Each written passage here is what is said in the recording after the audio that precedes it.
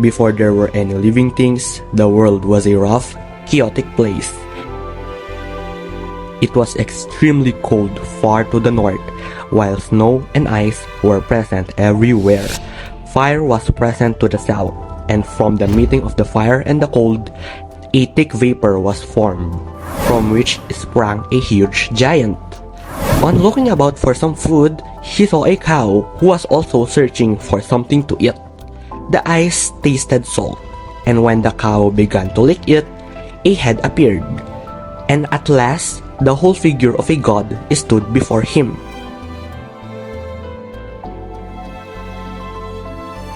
From these two, the giant and the god, came the two great races of giants and gods, who were always enemies to each other.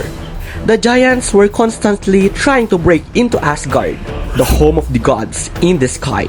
The gods, on the other hand, watched and planned to keep out the giants and to drive them back to their own stronghold, which is Utgard, or others known as Jotunheim. Our world, where men and women live, was between these two. It was called Midgard.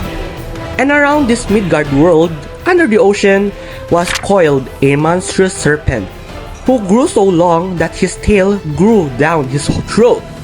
He was called the Midgard serpent.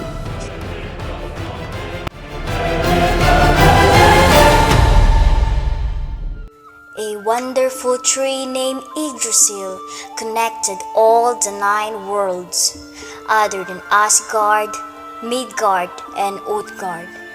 The other 6 were Muspelheim, the home of the fire giants and demons; Alfheim, the home of the light elves; Vanaheim, the home of the Vanir; Niflheim, the world of ice, fog, and mist; Nidavellir, the home of the dwarves; and Helheim, the home of hell.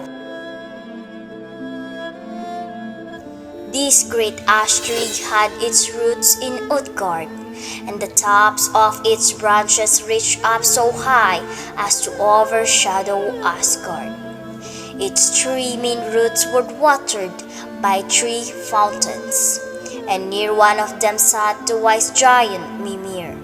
The Norns, the 3 sisters, which were the goddesses of fate, also lived at the roots of Yggdrasil, and were careful to see that it was watered every day.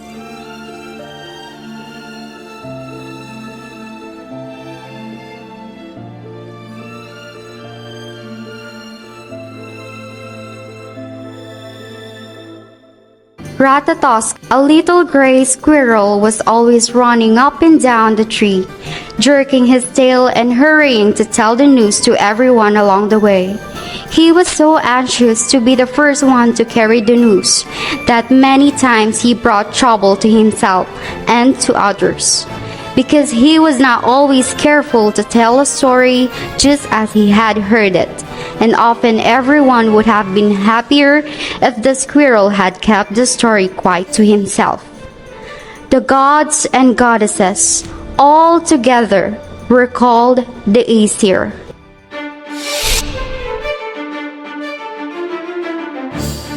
And the chief and father of them all was Odin. His lofty throne rose high in the midst of Asgard, the sacred city, which the gods had built for their beautiful home. From Asgard, arching over and down to the lower world, was a rainbow bridge called Bifrost, the Trembling Bridge. Upon this, the dwellers in Asgard could travel every day, all except the mighty Thor. His thunder chariot was too heavy for the trembling bridge, so he had to go around a longer way. After the gods had made men and women, and had taught them to dwell on the earth, in the world of Midgard, Odin looked forth one morning from his heavenly seat to see what further work was waiting for his helping hand. He noticed far away below him a race of small beings, some of them busy, doing mischievous deeds, while others sat idle doing nothing.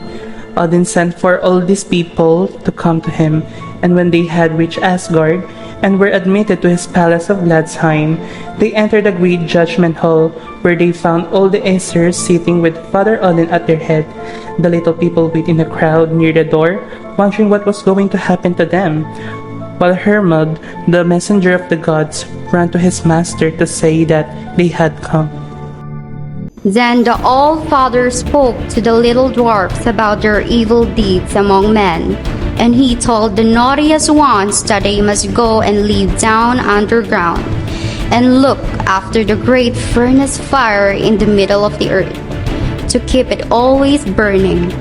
Some must get coal to feed the fire, and others still were to have charge of the gold and silver and precious stones under the rocks. Not one of these busy dwarfs must ever appear during the day. Only by night might they venture to leave their task.